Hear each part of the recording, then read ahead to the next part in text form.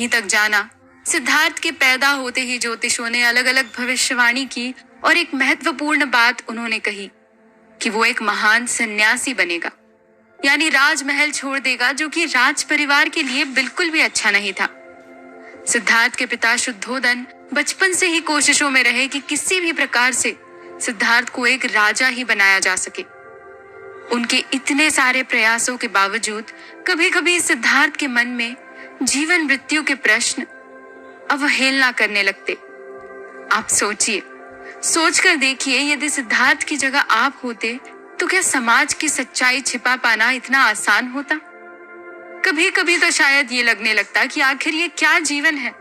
क्या सभी मनुष्य इसी भांति महलों के बीच में ही अपना जीवन व्यतीत करते हैं?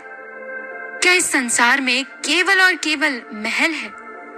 क्या इस जीवन में अन्य चीजों की वास्तविकता है या नहीं? ऐसे ही प्रश्न बहुत बार सिद्धार्थ के मन में आते और वो बाकी दुनिया को जानने के लिए जिज्ञासु होता।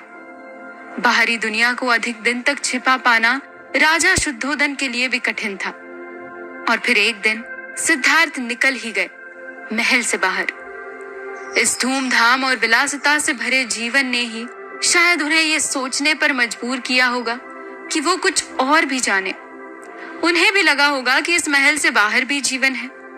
अभी तक सिद्धार्थ को जीवन के वो सभी भौतिक सुख मिले थे जिससे जब वो बड़ा हो तो वो एक महान शासक बन सके। सिद्धार्थ के लिए सभी सुख सुविधाओं के साथ 3 महलों का निर्माण किया गया था और राज्य के मामलों के संचालन के लिए आवश्यक विभिन्न विषयों में मार्शल आर्ट और शिक्षा में उनके प्रशिक्षण की व्यवस्था की थी। वहां पर नाच गान और मनोरंजन की सारी सामग्री थी। दास दासी उनकी सेवा में तत्पर थे। सब कुछ ठीक चल रहा था। राजकुमार अपने जीवन में मग्न था। शुद्धोदन भी कम चिंतित रहने लगे थे। फिर एक दिन सिद्धार्थ ने अपने दोस्त और साथी छंदक से बाहर सैर पर निकलने की इच्छा जाहिर की। ये बात सुनते ही छंदक ने राजा शुद्धोदन को बताई और फिर से एक बार उनकी चिंता बढ़ गई। उन्होंने सिद्धार्थ के लिए सभी सुख सुविधाओं को और अधिक करवा दिया और साथ ही आदेश दिया कि राजकुमार सिद्धार्थ के मार्ग पर कोई भी दरिद्र, वृद्ध, गरीब या सन्यासी ना आए। शुद्धोदन ने वो सारे प्रयास किए जिससे सिद्धार्थ को सन्यासी बनने से बचाया जा सकता था। और राजा के सारे प्रबंध कर लेने के बाद आखिरकार सिद्धार्थ भ्रमण पर निकलता है। वो बाहरी दुनिया को देखकर अत्यंत प्रसन्न होता है।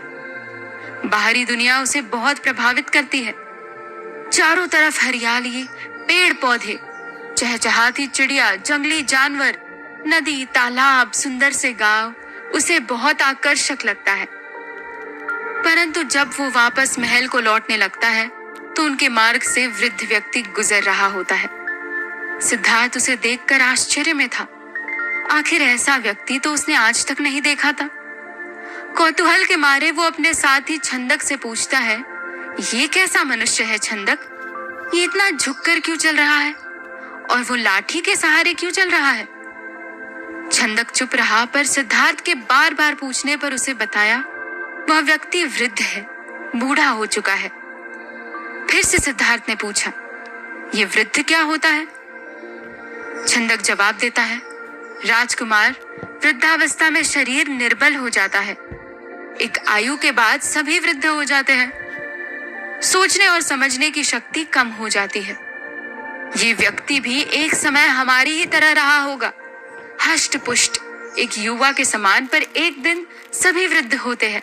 यही जीवन का चक्र है राजकुमार। सिद्धार्थ एक ऐसा राजकुमार जो अभी ये तक नहीं जानता था कि इस संसार में वृद्ध भी होते हैं, जो ये कल्पना तक नहीं कर सकता था कि एक दिन सभी को वृद्ध होना होता है और एक समय ऐसा भी आएगा जब वो स्वयं भी वृद्ध हो जाएगा। क्या आप सोच सकते हैं कि जीवन के शुरुआती समय में उसने किस प्रकार का जीवन जिया होगा? कितने आलीशान भवन में रहता होगा, किस प्रकार की दिनचर्या व्यतीत करता होगा, जो जीवन के 20 से अधिक वर्ष गुजर जाने तक ये भी नहीं जान पाया था कि जीवन में एक दिन हर एक व्यक्ति बूढ़ा भी होता है। सिद्धार्थ उस समय तक एक छोटे से बच्चे की तरह था जो ये भी नहीं जानता था कि ये दुनिया कितनी बड़ी है। वो केवल प्रश्न पूछना जानता था, अपने माता पिता से तरह तरह के सवाल करना जानता था, पर उसके पिता ने ऐसे प्रश्नों को उसके पास आने तक नहीं दिया। और अंततः एक दिन ऐसा आ ही गया जब उसके सामने समाज की सच्चाई आने लगी, जीवन का चक्र सामने आने लगा। अब उसकी जिज्ञासा बढ़ने लगी थी। वो समाज के बारे में और अधिक जानना चाहता था, जिसके लिए अब वो बार बार भ्रमण पर निकला करता, और उसके साथ होता था वही पुराना साथी छंदक। ऐसे ही भ्रमण पर एक दिन उनका सामना एक भिक्षु से हुआ। फिर से उसके दिमाग में वही प्रश्न जगे। उसने छंदक से पूछा, ये कैसा व्यक्ति है छंदक? इसने सभी लोगों से अलग फटे पुराने कपड़े क्यों पहने हैं? छंदक ने उसे समझाया, राजकुमार, ये एक दरिद्र व्यक्ति है जिसके पास रहने के लिए घर नहीं, जो खाने के लिए पर्याप्त भोजन नहीं जुटा पाता, इसीलिए भीख मांगता है और यही इसका जीवन यापन करने का तरीका है। इसी प्रकार जब भी सैर के दौरान सिद्धार्थ को कुछ भी अलग दिखाई देता, वो प्रश्न पूछता, और हर बार सिद्धार्थ का साथी छंदक उनके प्रश्नों का जवाब देता। सिद्धार्थ के सामने समाज की सच्चाई आते रहती और वो धीरे धीरे समाज को जानने लगा था।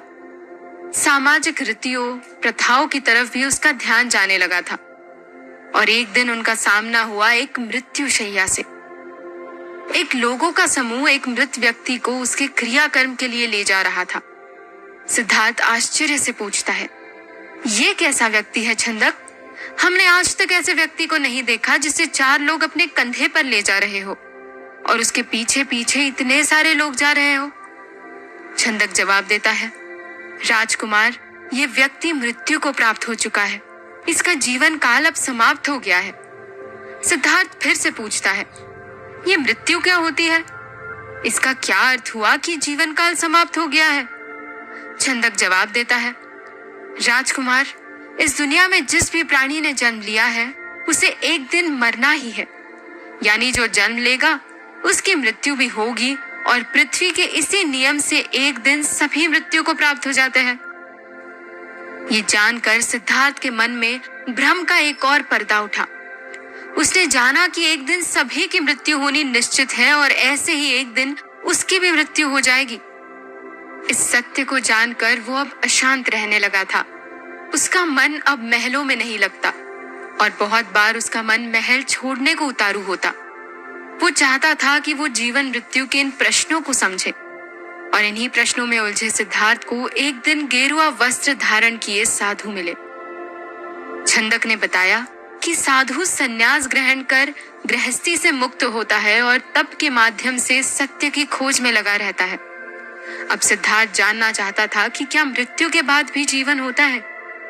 क्या प्राणी मृत्यु के बाद पुनः जन्म ले सकते हैं?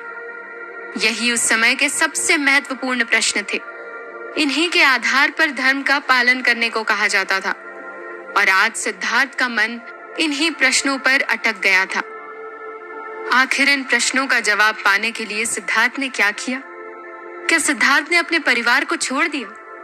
उसकी सुंदर सी पत्नी यशोधरा, बेटा राहुल, माता पिता, राज परिवार और इतना बड़ा राज्य, क्या वो ये सब छोड़ देगा या इन सब का मोह उसे महल में ही रोक लेगा? उत्तर शायद आप जानते हो, पर उस भावना को महसूस कीजिए जो सिद्धार्थ उस समय जी रहा था। इससे आगे की कहानी जानने के लिए सुनिए अगला एपिसोड।